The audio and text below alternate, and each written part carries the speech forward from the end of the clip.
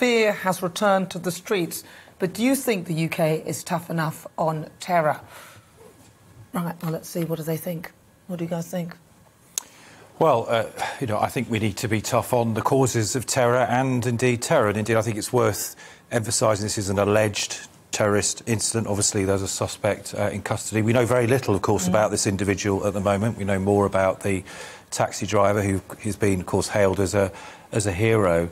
But I think just what those pictures show, I mean, whatever the intent, is just how potentially worse this incident could have been. I mean, it's understood that the car was on its way to a Remembrance Sunday event. It's actually the first time in 2 years, because of COVID restrictions, that people have been able to gather in mass crowds and actually pay their respects to the fallen and those who've given service and the ultimate sacrifice for our country. So it could have been a really sickening outturn. And as it is, the fact he was then on the way to a maternity hospital, again, without engaging in too much conjecture, that just horrifies me, the thought of somebody actually looking then to target the future of our country, having been very unsuccessful in trying to bomb a commemoration ceremony, which is all about our past. Well, I think it's really important what you say about the causes of terror, because if we look at the life trajectory of these terrorists, what do they have in common? They're men, they're young men. Many of them, most of them, have been radicalised through the internet, which is not adequately policed. We talk about policing the streets and policing terrorism, but that's a really important place to start. But there's also a brilliant book by the feminist writer Joan Smith, Homegrown, where she looks at the lives of these terrorists, those that we know about, and how they behaved and how their behaviour escalated through their youth and into early adulthood. And there's a link of really serious domestic abuse and violence against women there. And also, if we look at the figures of women who've died as a result of domestic violence, this year alone, 122 women have died at the hands of former or current male partners. That is what I would also describe as terrorism. Yeah, of course, yeah. And I think one thing that we need to look at here is the importance of having a really well-funded police system. We need well-funded police forces. We've been cutting back on budgets for policing year upon year upon year.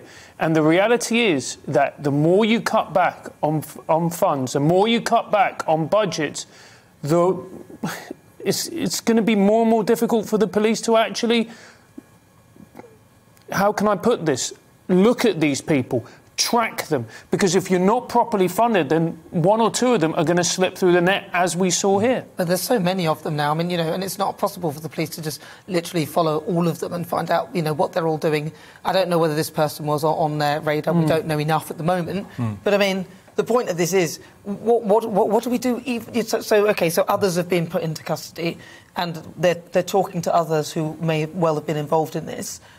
If they have been involved in this, what do we do with them? Do they just go to prison, right? And a lot of the time they're radicalised there as well. So what? Well, I think it's building on something that Julie said about, we've got to go for some of the deep-seated root causes of this. What is it about 21st century Britain where, OK, we don't know enough about this particular suspect, so let's not go down that track. But we do know from some of these previous incidents where, whether it's right-wing extremism or whether it's so-called Islamic extremism, often these are perpetrated by individuals who are British citizens. They have been educated here, they've grown up here, perhaps they have grown up in a culture of misogyny, perhaps they have grown up in a culture of domestic Perhaps they haven't, though. Perhaps they haven't. And, it's not about, in a sense, really. Looking for excuses for what are, clearly, where convicted, heinous crimes.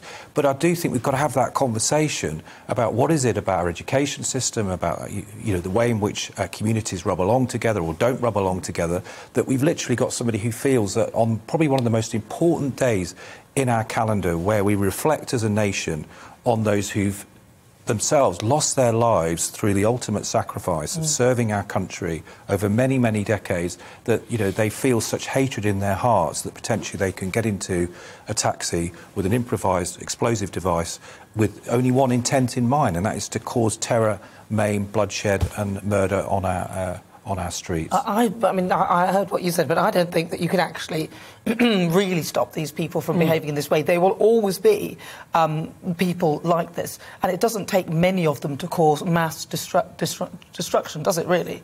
I mean, if you look at things like, for example, the Twin Towers or any of those things, it's a very small amount of people that can cause a lot of damage. So once we have this in our sights and we do maybe invest more in the police, of course, there will be people that we will arrest under the Terrorism Act, as these 4 have been apprehended under this at the moment. So what do we do? How do we rehabilitate these people? Sometimes rehabilitation isn't an option. It's always there on the table, isn't it? We need to contain very dangerous people. We need to know who is a danger and how long we need to contain them for. For example, John Warboys, the black cab rapist, who has, we estimate, raped hundreds of women. The police, of course, who are not fit for purpose when it comes to investigating many of these crimes, decided that they believed him and not his victims. So opportunities were lost. He then gets sentenced for a small number of the sexual offences that he carried out because the Crown Prosecution Service did not throw the book at him. He's then up for parole, and we all know what happened there. He duped the parole board, a panel of experts, who believed him when he said that he was rehabilitated, he'd been on a sex offender course, and he was fit to be let out into the wider community. Well, clearly he wasn't, because he'd shown no remorse, and he was about to go out and doubtless commit further crimes. So what we should do is contain him, and we should contain those people that are not safe to be out on the streets and mixing with other people. But we need to know who they are. That's expensive. I mean, I know you've got experience of things like... what about... I mean, for a terrorist, I don't even think the death penalty would be something that they would, be afraid of, because ultimately they are trying to kill themselves and others. Well, it's not a deterrence. It's not a deterrence anyway. You don't think the death penalty is a deterrent? Well, the death penalty isn't a deterrence. There are actually... There were more murders per capita when we had the death penalty in this country, that was abolished, as we know, eventually in the 60s, than we've had since. Also, I mean, I've been to Florida and actually investigated issues to do with death row and the death penalty.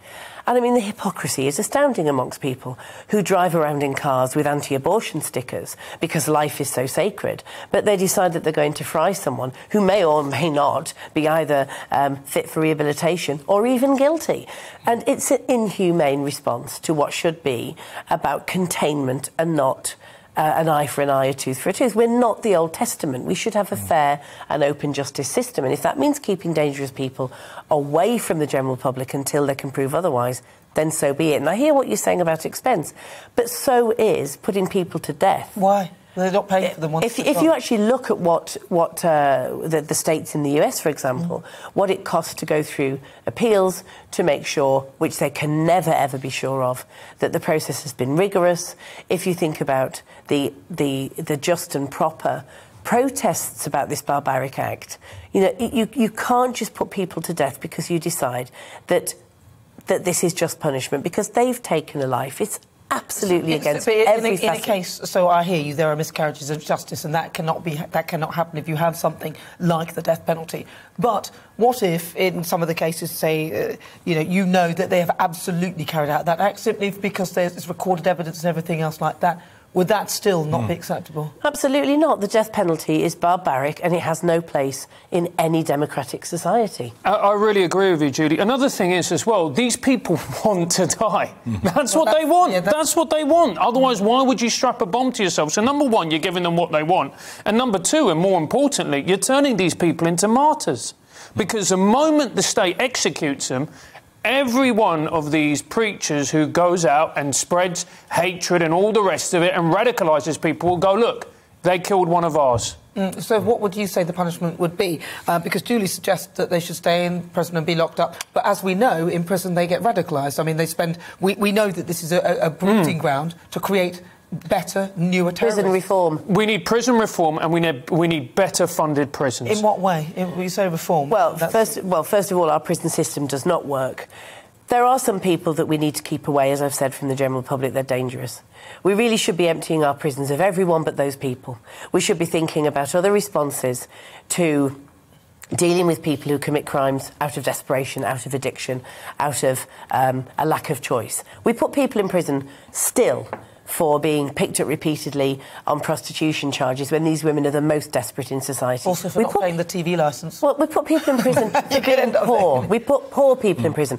The other point, of course, about the death penalty and about undue punishment, because I think our system should be about containment, not punishment, or rehabilitation if possible, is that disproportionate numbers of very poor black people who can't afford legal representation because our legal aid is being squeezed into almost nothing. If we take the lesson from the states, in those states, such as Florida and Texas, where they do put people to death, death row is full of very poor, disenfranchised, mentally unwell people of colour. Well, it's a disgrace. I'm going to have to... I hear that and I think, yeah, but just if there are more black people committing the crime, then you don't want to say, oh, well, we'll better balance it out with some white people because we've got more black people. No. I'm just sorry. So I'm just saying that I hear what you're saying, but if they are disproportionately carrying out the crimes, and I know American justice system is not, I wouldn't want to be arrested in that place because I think they are. There is a lot of racism in terms of their whole force and that.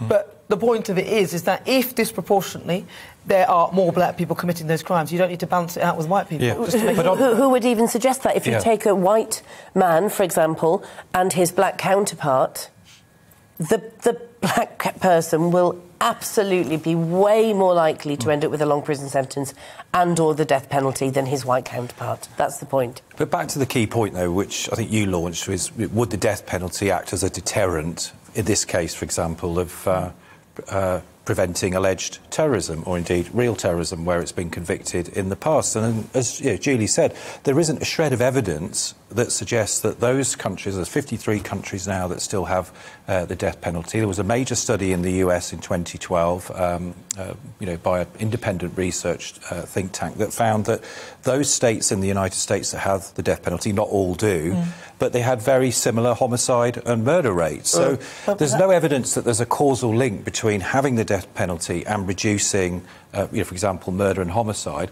And I think, although perhaps you might gloss over it, but actually I think it is important that advances in, for example, DNA evidence. Again, another study in the US has found that since 1992, 20 people have been wrongly convicted and murdered, essentially, by the state. And DNA evidence has found them to be innocent. I mean, that's 20 people too many, surely. But we're going backwards there. Now, we have that technology now, so moving forward, that won't happen, right?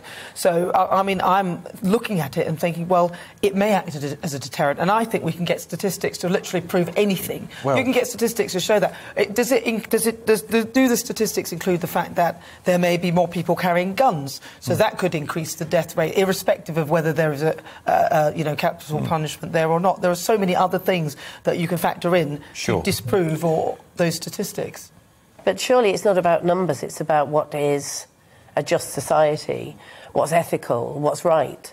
And we can't justify the taking of a life in response to a crime, even when we're talking about the taking of a life. I came to feminism through looking at the way that the police and the media responded to the so-called Yorkshire Ripper, Peter Sutcliffe, and I still wouldn't have wanted him to have the death penalty.